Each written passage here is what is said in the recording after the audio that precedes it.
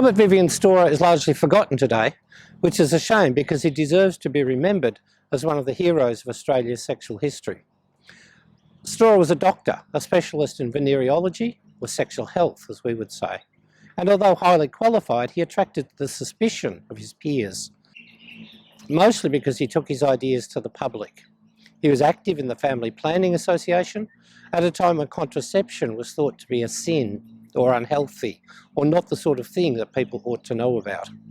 He also wrote about sex, sexuality and sexual health in books directed at the general public. In the 1930s, his titles included Sex and Disease, A Survey of the Sexual Life in Adolescence and Marriage, Sex in Modern Society. Storer's writings show an understanding and acceptance of homosexuality and bisexuality.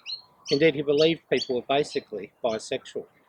He reassured parents who might be worried about their children that those children were not sick, they were not evil.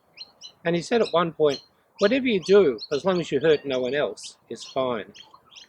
Not surprisingly, perhaps, police brought charges against one of his books, alleging that it was obscene. The magistrate threw out the charges. In response to this, though, his enemies scaled up their attacks. He was expelled from the British Medical Association, which allowed him to practice as a doctor, for infamous professional conduct. Namely, he'd advertised his services to the public. One of the weapons that his enemies had to use against him was his private life. Robert Storer was in fact bisexual, and while he never publicly proclaimed this, it was obvious from his writings, and many people would have known.